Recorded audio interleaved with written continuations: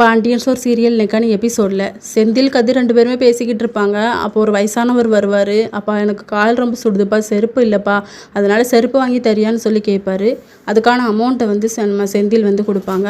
அப்பாவும் இதை தான் ஆசைப்பட்டாரு, அதனால் நீ வந்து இப்படி கஷ்டப்படுறவங்களுக்கு அதை செலவழிச்சிரு அப்படின்னு சொல்லி.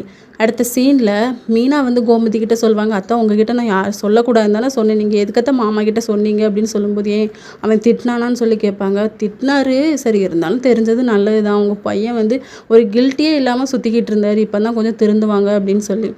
யார்கிட்டையும் சொல்லக்கூடாதுன்னு நினச்சேன், உங்கள் மாமா கிட்ட வந்து ராஜுவோட விஷயம் மறைச்சதுலேருந்து இப்போ எல்லாத்தையும் நான் சொல்லிடுவேண்டி அப்படின்னு சொல்லிட்டு இனிமேல் உங்ககிட்ட எதையுமே சொல்ல மாட்டேன்னு சொல்லிட்டு அவங்களும் கிளம்பிடுறாங்க.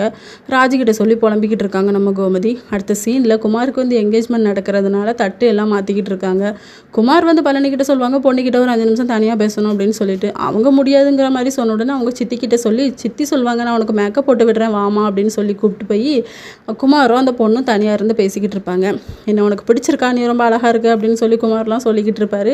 அதுக்கப்புறம் இன்னும் கொஞ்ச நாள்ல உடனே கல்யாணத்தையும் வச்சுக்கலாம், வர வெள்ளிக்கிழமை அப்படிங்கிற மாதிரி ஃபிக்ஸ் பண்ணிடுறாங்க டேட்டையும். இதோட இன்னைக்கான எபிசோட் முடியுது.